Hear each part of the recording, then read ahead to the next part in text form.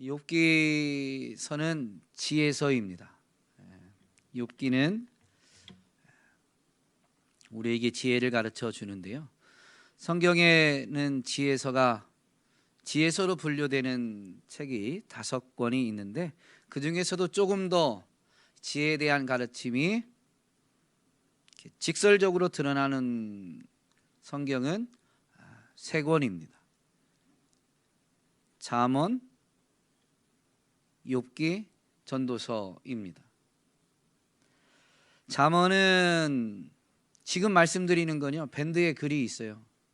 욥기를 처음 묵상하는 부분에 대해서 욥기서의 이 특징에 대해서 짧게지만 글을 좀 올려놨는데요.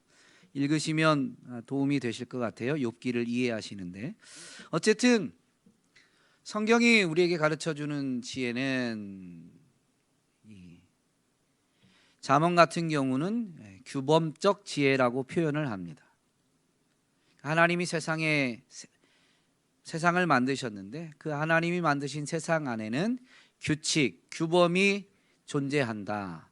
그러므로 세상에서는 그 하나님이 만드신 규칙과 규범을 따르면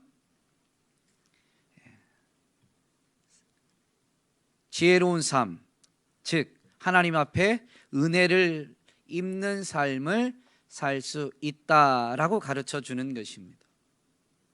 반성적 지혜를 가르치는 것은 이제 욥기와 전도서인데요. 반성적 지혜라는 것은 규범적 지혜를 거스르는, 조금 더 적절한 표현은 초월하는 것을 가르쳐 주는 것입니다. 하나님이 통치하는 세상에는 분명히 규범이 존재하지만 예외가 있다. 하나님은 규범보다 규칙보다도 더 크신 분이시기 때문에 하나님은 자신의 뜻, 자신의 의지, 하나님의 뜻과 의지는 여러분 하나님의 성품에서 비롯됩니다. 즉 그분의 인자하심과 선하심을 나타내기 위해서는 규범을 따라 통치하시기도 하지만 때로는 규범을 초월해서 하나님의 선하심과 인자하심을 나타내실 때도 있다라는 것이죠. 그런데 규범을 초월하다 보니까 그 하나님의 선하심과 인자하심을 나타내시고자 하실 때에는 어떤 순간에는 사람이 납득이 되지 않을 때가 있다라는 겁니다. 그것의 대표적인 예가 바로 욥기입니다. 우리는 욥의 이 고난받음에 대해서 뭐라고 해야 될까요? 고난에 대한 것들을 생각하게 되는데요. 사실 더 본질적으로 의인이 고난받는 것은 예외적인 일이다라는 것을 우리에게 가르쳐 주고 있는 것입니다. 왜냐하면 규범적 지혜는 하나님이 만드신 세상 안에 규칙 규범이 있다라고 했는데요. 그것을 가장 간략하게 요약하면 뭘까요? 하나님이 만드신 세상, 그 세상을 하나님이 다스리시는데 그 하나님의 통치, 다스리심에는 규칙, 규범이 있어요. 하나님은 어떻게 세상을 다스리세요? 말씀으로. 그 말씀으로 다스리시는 게 어떻게 다스리시는 걸까요?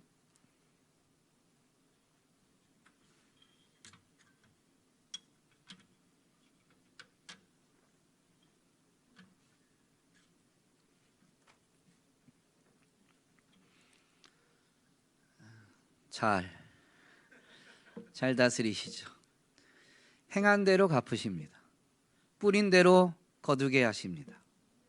그거를 다른 말로 하면 인과응보의 법칙입니다. 자연세계는 하나님이 만드신 세계죠. 거기에는 이 인과응보의 법칙이 있습니다. 그런데 하나님 만드신 세상은 꼭 인과응보의 법칙대로만 움직이나요? 그러지 않죠. 예외적인 때가 너무 많아요. 그것은 하나님이 그 법칙을 초월해서 일하실 때도 있고 하나님의 형상을 따라 창조하신 사람에게 세상을 다스리도록 하셨는데, 지음받은 그 사람이 하나님을 떠나서 죄를 지으면서 하나님이 만드신 세상 아래 이 죄로 인해서 인과응보의 법칙대로 이루어지지 않는 경우, 즉 사람이 개입되어질 때, 사람이 관여할 때에는 인과응보의 법칙을 벗어나는 일들이 훨씬 많이 있습니다. 그건 죄 때문이에요. 사람의 욕심, 폭력, 억압 때문에 또 다른 누군가는 뿌린 대로 거두지 못하게 되는 일들이 너무 많이 있습니다. 그러나 그렇다고 해서 하나님이 만드신 세상 안에 살면서 인과응보의 법칙을 무시하는 것은 사실은 어리석은 것입니다. 그런데 욥기에서는 그 하나님이 초월적으로 일하신다라는 것을 가르쳐 주면서 우리에게 교훈하는 게 뭐냐면, 이 욥의 세 친구가 이제 욥과 논쟁을 벌이는데요, 욥의 세 친구들이 욥을 지금 오늘 본문에서 보면 재앙을, 고난을 만난 욥을 보니까 상상할 수 없었던 모습인 거죠. 그래서 말문이 막히는데 7일 동안 아무 말도 못할 만큼 말문이 막혔습니다. 너무 충격적이어서 어떤 말을 해야 될지 모르는 거죠.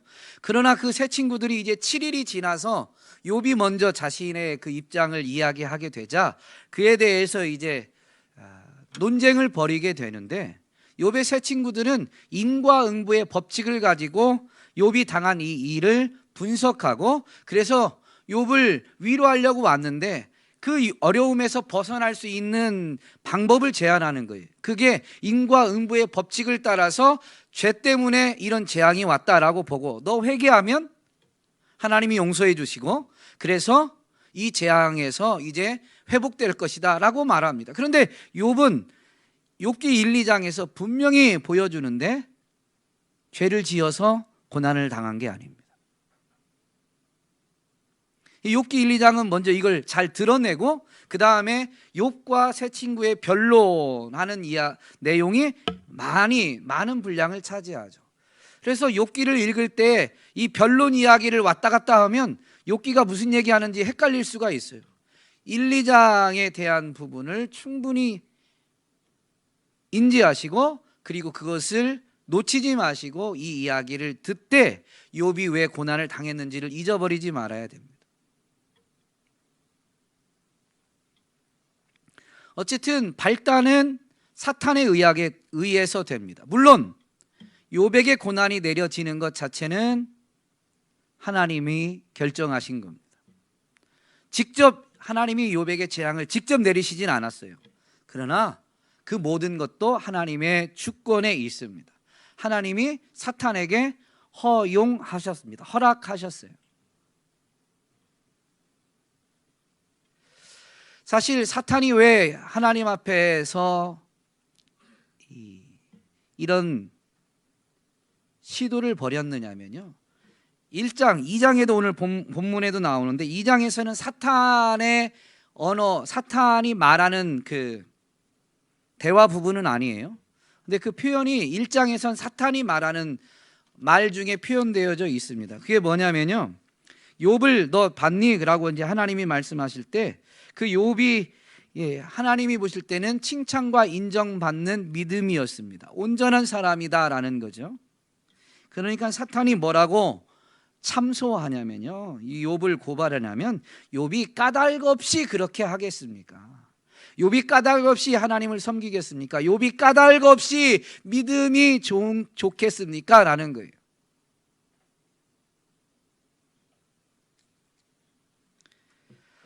그 사단이 그러면서 하는 말이 뭐냐면, 하나님이 욥에게, 이 앞부분에 욥의 모습이 나오잖아요. 그는 믿음도 인정받지만 그래서 하나님께 복을 받았어요. 동방의 의인으로 겁으로 복을 받아 누리고 있는 사람이었습니다. 그러니까 사탄이 고발하는 것은 뭐냐면, 까닭 없이 하나님을 잘 섬기는 믿음이 좋은 것이 아니라 하나님이 복을 주셨기 때문에 욥이 그래서 믿음이 좋은 겁니다. 이 전제가 사라지면 욥의 믿음도 변질될 겁니다라고 사탄이 이제 이 고발을 하는 거죠. 욥의 믿음을 잘 아시는 하나님이 그래서 해봐라. 욥의 믿음은 하나님이 복 주셔서 믿음이 좋은 게 아니라 그는 하나님 앞에서 이유와 조건 없이 하나님을 경외하는 자다. 그걸 하나님이 아시기 때문에 사단의 시험을 허용하십니다.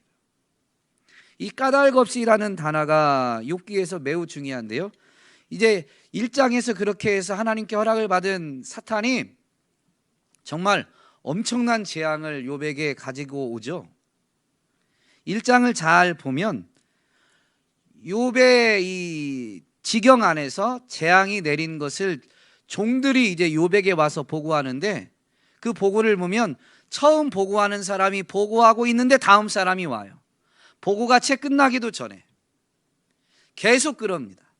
그러니까 사실 욥에게 닥친 재앙은 보고되어지는 종들이 막 한 종이 보고하는 것만도 엄청나지만 이 모든 재앙이 한 번에 온 거예요.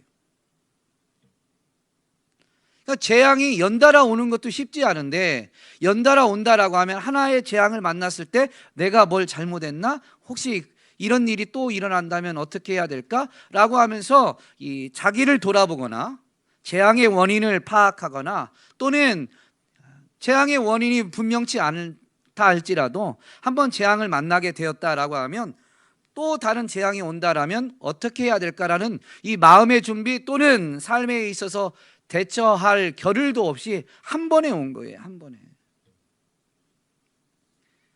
그런데도 불구하고 욥기 1장에 보면 사탄이 말한 게 맞다라고 드러납니까? 아니면 하나님이 말씀하신 게 맞다라고 드러납니까?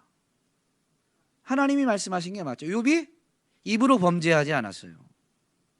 욥의 믿음은 까닭이 없었던 거예요. 하나님이 복 주셔서 하나님을 경외한 게 아니고요.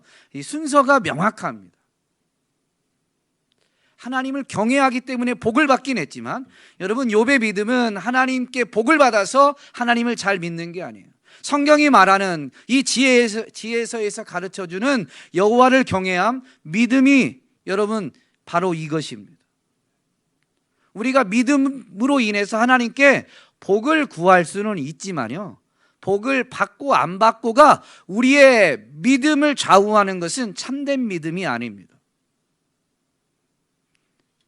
목회자로서 교회 안에서 성도님들을 많이 만날 때 그런 표현을 쓰세요.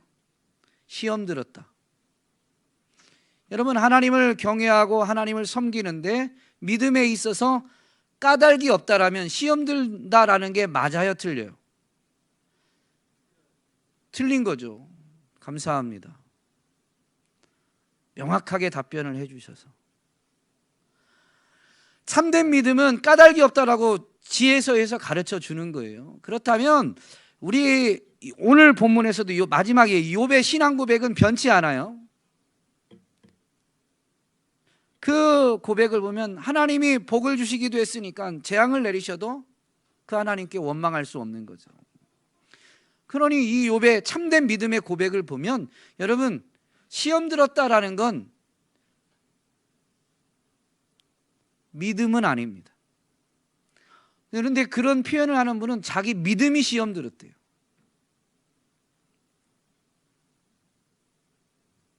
가지고 있던 믿음을 점검해 볼 필요가 있습니다. 참된 믿음은 시험 들지 않습니다.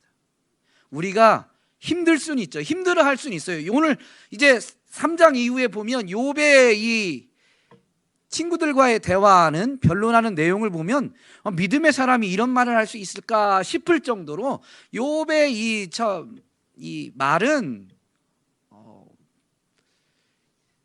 듣기 힘들 정도가 될 때도 있습니다. 힘들 수는 있지만 그렇다고 해서 하나님께 서운하다, 하나님 안 계신가? 라고 말하진 않습니다.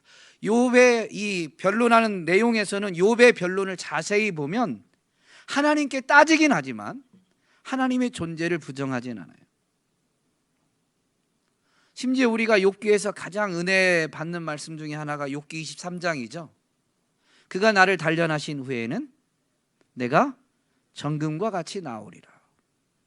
이 믿음의 고백이에요. 그러니까 여러분, 참된 믿음은 모든 걸 다 하나님께 따집니다. 납득되지 않는 것도 하나님 앞에.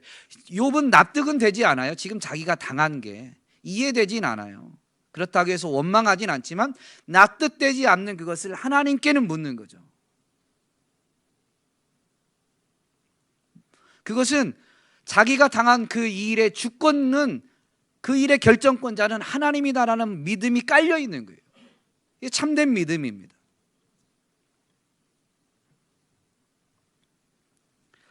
이 장에서는 이 까닭없이라는 단어가 하나님의 말씀 중에 있어요. 3절에 보면 여호와께서 사탄에게 이르시되 내가 내 종 욥을 주의하여 보았느냐, 그와 같이 온전하고 정직하여 하나님을 경외하며 악에서 떠난 자가 세상에 없느니라. 1장에 있는 표현과 똑같습니다. 그런데 이번에는 1장에서는 욥기의 저자가 욥에 대한 평가를 기록한 것이라면 2장에서는 1장에서 분명히 욥의 믿음은 까닭이 있다라고 참소했던 사단이 욥에게 재앙을 가져오면서 욥의 믿음을 시험했지만 욥은 참된 믿음을 가졌음이 드러나게 되었습니다. 그래서 이제는 하나님의 입술을 통해서 욥의 믿음이 인정되고 선포되는 거예요. 그러면서 이렇게 말씀하시죠. 내가 나를 충동하여 까닭 없이 그를 치게 하였어도, 까닭 없이 그를 치게 하였어도 그가 여전히 자기의 온전함을 굳게 지켰느니라. 그러니까 사실 이제 2장의 이야기는 뭐냐면 이 하나님의 말씀 앞에 사단은 또 반대 의견을 내는 거죠. 욥에게 내렸던 그 재앙이 조금 약했기 때문입니다. 욥의 소유만 앗아갔기 때문인데 욥을 직접 치면 욥의 생명을 자기가 빼앗을 수, 사탄은 생명의 주권자가 아니니까. 그러나 그 생명을 위협하면, 건강을 앗아가면, 욥에게 직접 위해를 가하면 욥의 믿음이 분명히 변질될 겁니다. 하나님이 주신 것, 그것만 뺐다 보니까 자기가 직접 위해를 당하지 않다 보니까 욥이 아직 변질되지 않았지만 직접 위협을 가하면 욥의 믿음도 변질될 겁니다 라고 사탄이 참소하게 됩니다.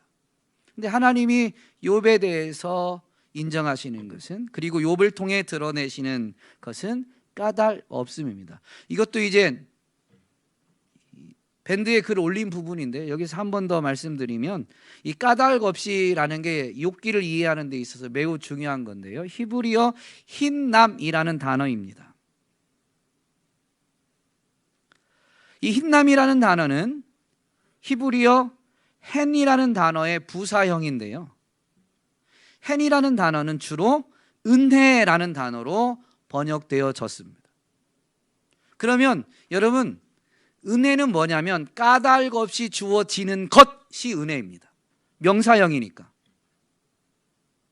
여러분, 하나님이 우리에게 은혜를 베푸신다라고 할 때는요, 우리에게 은혜를 입을 만한 어떤 근거, 까닭이 하나도 없습니다. 그게 은혜예요.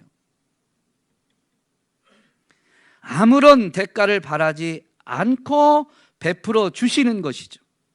그러므로 은혜는 까닭 없이 주어지는 것이니 엄밀히 말하면 은혜는 규범을 초월하는 겁니다.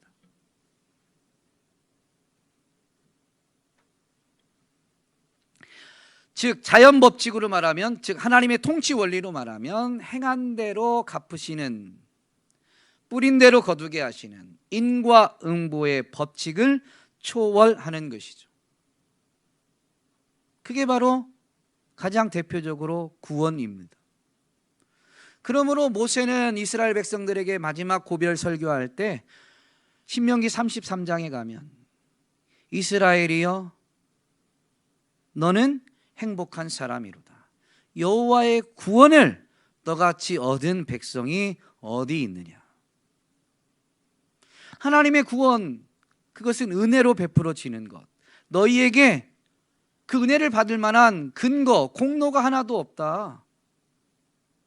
그렇기 때문에 까닭 없이 하나님께 놀라운 엄청난 걸 받았기 때문에 아직 가나안이 안 주어졌어도, 그 가나안에서 부요함, 풍요로움이 아직 안 주어졌어도 애굽에서 건짐받고 광야를 통과한 이 시점만으로도 너희는 행복한 사람이다라고 모세가 설교하는 거예요. 여러분, 물론 우리는 이 땅에서 남겨진 삶을 살 때에 돈이 좀 필요하기도 합니다. 그러나 그게 안 주어졌다라고 해서, 안 주어진다라고 해서 우리가 불행한 게 아닙니다. 구원받았기 때문에 행복한 사람들인 줄로 믿습니다. 그게 참된 믿음의 고백인 거죠. 욥이 고난 이후에도, 1장의 고난, 재앙 이후에도 하나님께 의인이라고 인정받게 되었습니다. 그 욥의 믿음을 통해서 우리의 믿음을 좀 점검할 수 있어야 되는데요, 세상은 자꾸 보이는 것으로 평가합니다. 그래서 이번 다니엘 기도회 때는 후반부에는 모르겠는데요, 둘째 날 저 김인강 교수님도 지체 장애인이셨고, 그리고 어제 또 말씀을 전해주신 양진철 목사님도 한쪽 눈이 실명된, 그리고 반대쪽도 지금은 잘 관리하고 계시다고는 하지만 시력을 잃을 수도 있는 위험 속에 있고, 그리고 시각장애인들을 섬기는 그런 사역을 하고 계신 분입니다. 본인이 한쪽 시력을 잃으면서 다른 쪽 시력도 잃을 수 있다라는 것 때문에 불안과 두려움을 몸소 겪었던 목사님, 그래서 세상이 그런 장애를 갖고 있는 분들을 바라보는 시선을 누구보다도 잘 깨닫고 있고 그것을 피부로 느끼고 있다라고. 더군다나 동생이 중증 장애, 지적 장애 우여서 장애인이어서 본인이 직접 보호자가 되지 않으면 안 되는 그런 상황에 있다 보니까 사람들이 보이는 것으로만 가지고 쉽게 말하는 그런 말들을 무수히 많이 들으면서 상처와 아픔을 겪었음을 말씀을 전할 때 분명히 고백했죠. 김인강 교수님도 어머님의 그 따뜻한 손길이 아니었으면 더 깊은 좌절의 낭망의 나락에서 헤어나기 어려웠을 수도 있었음을 분명히 고백했습니다. 여러분, 이 인과응보의 원리가 분명히 하나님의 통치 원리지만 그게 전부는 아닌데, 오늘 우리가, 교회가 세상에 대해서 그럴 때가 있어요. 성경 말씀을 가지고 하나님께 저주받았다, 하나님께 징계받았다. 설령 그렇다 할지라도 우리가 보는 게 전부가 아니다라는 것을 우리는 간과해서는 안 됩니다. 그래서 쉽게 판단하면 안 돼요. 아니, 사실 엄밀히 말하면 성경은 우리에게 비판하는 것, 판단하는 것 자체를 금지하고 있습니다. 욥기는 바로 이 지혜를 가르쳐 주는 거예요. 우리가 모든 걸 알고 있는 게 아니다. 하나님의 뜻, 하나님의 일하심 전부를 우리가 알고 있는 게 아니다. 그러므로 우리는 함부로 판단해서는 안 된다. 새 친구들이 말한 말 자체는 틀린 게 아니에요. 제가 저희 집 자녀 중에 그런 이야기를 하는 자녀가 있어요. 네가 말한 것 자체가 틀린 게 아니야. 그러나 지금 상황에서, 그 상황에서, 그 환경에서 그 말은 팩트여도 다른 사람에게 상처를 줄 수도 있다. 그렇다면 팩트지만 그 자녀는 너무 울고자요. 절대 타협이 없어요. 저희 집 자녀인데요, 아빠를 두드려 패요. 말로. 아빠 노란불인데 왜 지나가세요? 막 신호 위반, 막 범법자로 저를 몰아가고 있습니다. 그럴 정도로 아주 올고든 자녀예요. 그런데 그런 건 좀 가르치고 있죠. 그 올고듬이 네가 알고 있는 법과 네가 알고 있는 팩트가 어느 상황에서는 그걸 말하지 않아도, 거짓을 말하는 게 아니라요, 말하지 않을 때 누군가가 상처받지 않는다면 팩트도 밝히지 않을 필요가 있다. 왜냐하면 하나님은 때로는 법을 초월해서 그분의 선하심과 인자하심을 나타내십니다. 그래서 이 땅에는 악인들이 형통하는 것 같이 보이는 때가 참 많죠. 하나님 모든 것을 보시고 공의로우신데 왜 악인들을 심판하시지 않는가? 여러분, 그 순간 지금 본 면만으로 하나님의 지혜와 능력을 판단하는 것은, 오늘 욥이 자기 아내에게 욥과 같은 상황이라면 불평하고 원망하는 게 육을 가진 사람의 입장에서 보면 당연한 거예요. 너무 당연한 거예요. 그런데 욥이 그렇게 말하는, 너무 당연한 걸 말하고 있는 그 자기 아내의 말에 욥이 뭐라고 말하냐면, 그대의 말이 한 어리석은 여자의 말 같도다.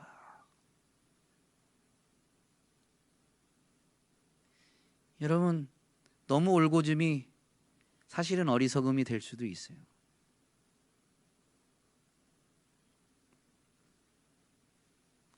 욥기는 이러한 것을 우리에게 가르쳐주고 있습니다. 그래서 항상 겸손하게, 내가 모든 걸 알고 내가 항상 옳다라는 생각을 내려놓게 가르쳐주는 것입니다.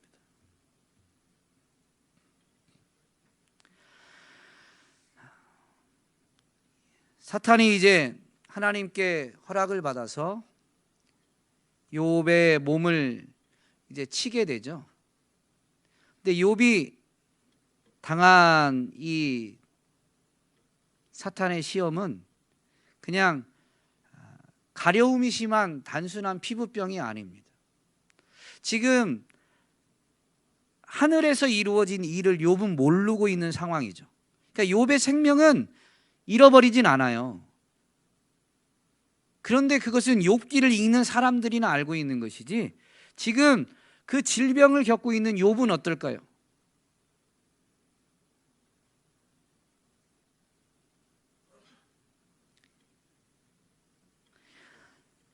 사탄이 하나님 앞에 이제 허락을 받을 때 보면 5절에 보면, 이제 주의 손을 펴서 그의 뼈와 살을 치소서.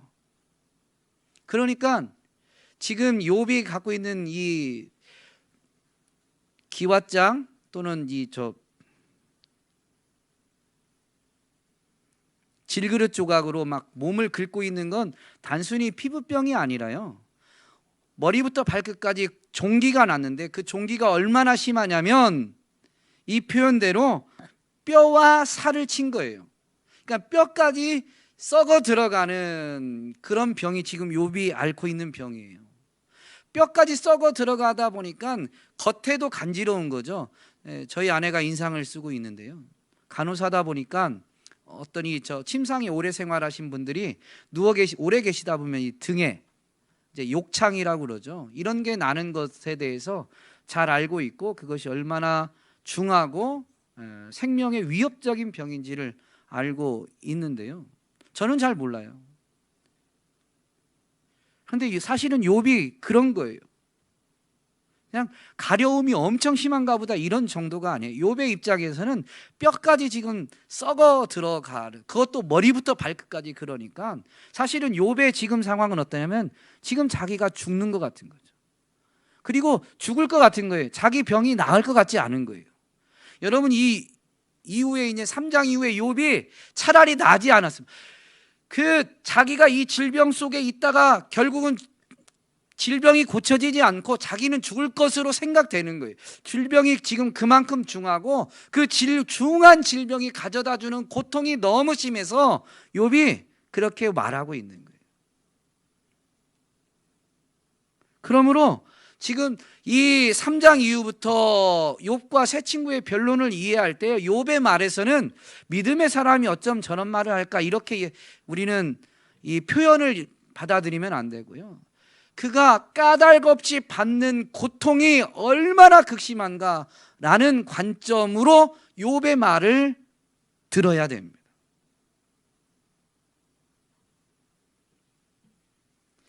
더군다나 여러분, 새 친구들은 규범적 지혜를 가지고, 즉 하나님의 말씀에 근거한 하나님이 정한 법칙을 가지고 그 잣대를 가지고 욥에게 적용시키고 있는데요, 율법에 보면 신명기 28장에 보면, 물론 신명기 28장은 하나님의 말씀을 삼가 듣고 지켜 행하면 복을 받고 하나님의 말씀을 지켜 행하지 않으면 저주를 받는다라는 내용입니다. 그런데 그 저주의 내용 중에, 즉 하나님의 말씀을 삼가 듣지도 않고 그래서 지켜 행하지 않으면 하나님께 저주를 받게 되는데, 그 저주를 받는다는 내용들 중에 한 부분이 머리부터 발끝까지 종기가 나는 겁니다. 욥이 까닭없이 지금 질병을 얻었는데 사실은 그 질병은 어떤 사람들이 얻는다라고 율법에서는 가르치냐면 하나님의 말씀을 지켜 행하지 않는 사람이 이런 저주를 받는다라고 했는데, 그런 저주가 욥이 지금 당하고 있는 거죠. 그러니 새 친구들이 와서 볼 때는 입이 탁 막혔어요. 7일 동안 아무 말도 못했지만 이제 욥이 먼저 입을 열어서 말을 하게 되자 욥을 여기에서 꺼내기 위해서는 회개해야 된다고 한 거예요.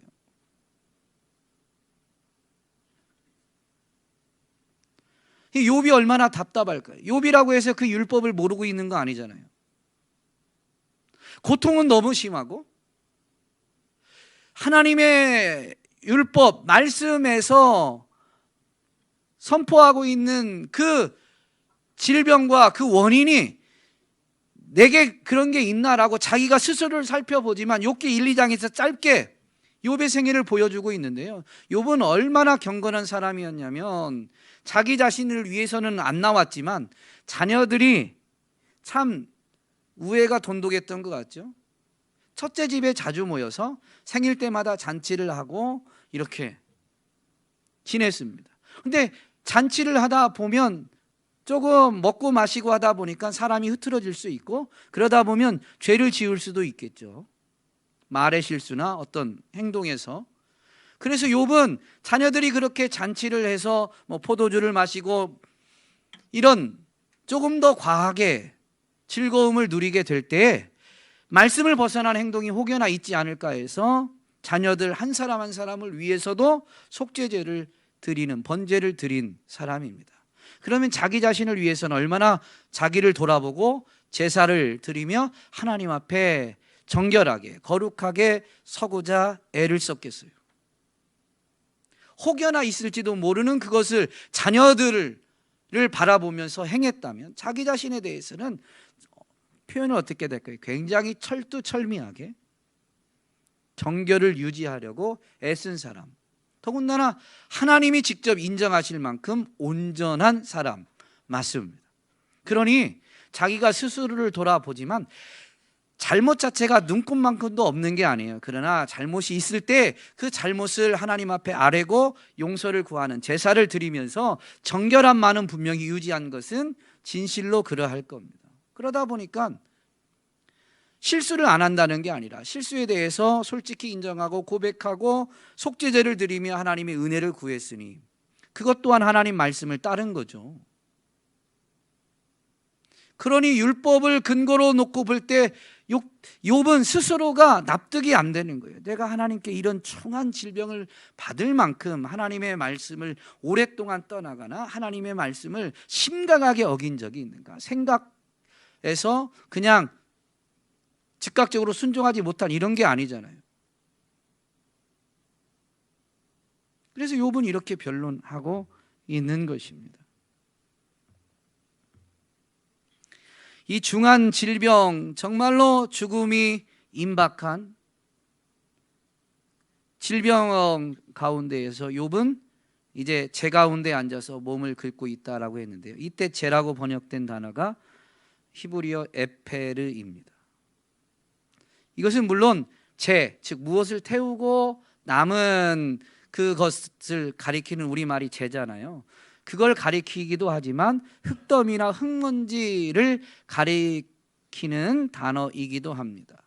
그런데 이 히브리어를 이제 헬라어로 번역할 때 에페르라는 이 히브리어를 번역한 헬라어는 사실 어떤 의미를 가진 단어로 번역했냐면요, 분뇨더미라는 의미를 가진 단어로 번역했습니다.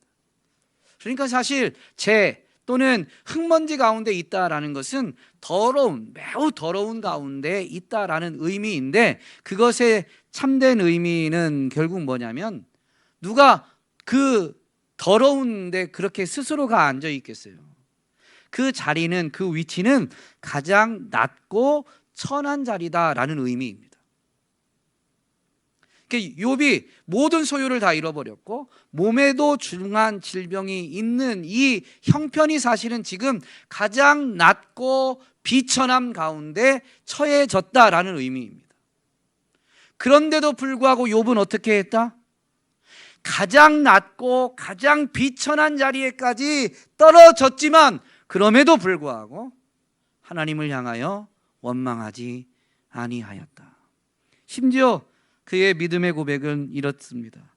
우리가 하나님께 복을 받았은즉, 이것을 풀어서 설명하면 우리가 삶에서 차지하고 있는 위치, 우리가 삶에서 갖게 된 모든 소유는 하나님이 주신 복입니다.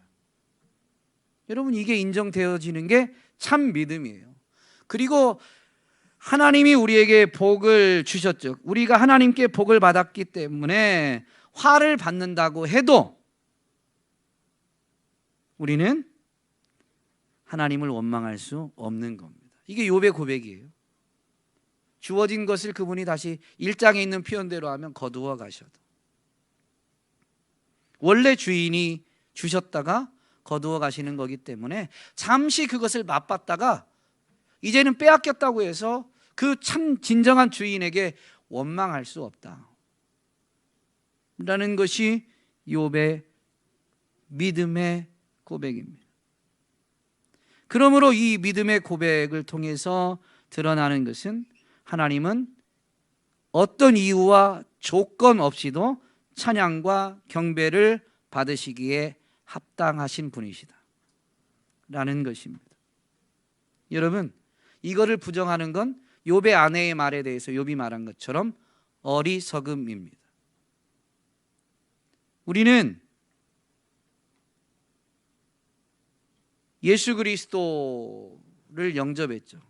예수 그리스도는 하나님의 지혜이십니다. 즉 그리스도로 말미암아 우리는 모든 것을 하나님께 은혜로 받았다라는 것을 깨닫게 된다라는 것이죠. 참 다니엘 기도회 강사님들 중에 조금 전에 말씀드린 둘째 날과 넷째 날 김인관 교수님과 양진철 목사님이 어쨌든 이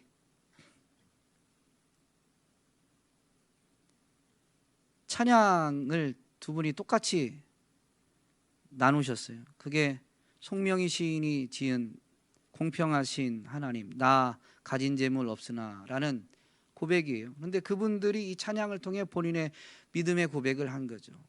어떤 심각한 장애 또는 장애아의 가족으로 많은 결핍과 아픔을 당하면서 자랐지만 주님을 만나는 순간에는 내가 분명히 가진 게 없지만 그러나 남이 가지지 못한 것을 하나님이 주셨습니다. 그게 하나님을 아는 지혜, 그게 구원의 은혜였던 거죠. 그래서 그것만으로 하나님은 내가 세상에 있는 동안에는 남들이 다 있는 것 비록 받지 못했지만 그럼에도 불구하고 그것과 비교되지 않는 더 큰 것을 하나님께 값없이 받았으니 하나님은 공평하시다라고 고백한 것입니다. 그냥 우리보다 지금 형편이 너무 뭐라고 해야 될까? 열악한, 어려운, 안 좋은 사람들이 저런 고백을 하니까이 아니라요. 여러분, 진정한 지혜가 뭐고 진정한 보화가 뭔지를 바로 이런 분들의 고백을 통해서 우리는 되새겨야 할 필요가 있습니다. 그리고 그것은 까닭 없이 받게 된 것이니 그것이면 충분하다라는 것이 진실된 고백이 되어야 하는 것이죠. 오늘 저와 여러분이 삶의 자리에서 까닭 없이 하나님을 하나님으로 인정하고 섬기는 사람들이 될 수 있기를 주님의 이름으로 축복합니다. 비록 가장 비참하고 낮은 자리에서 많은 사람들에게 외면받는다 할지라도 예수 그리스도를 영접하고 하나님을 알게 되었다면 그 하나님을 섬기기 위해 그 하나님 앞에서 온전하게 서기 위해서 거룩한 몸부림을 치며 까닭 없이 믿음으로 나아가는 저와 여러분이 될 수 있기를 간절히 소망합니다.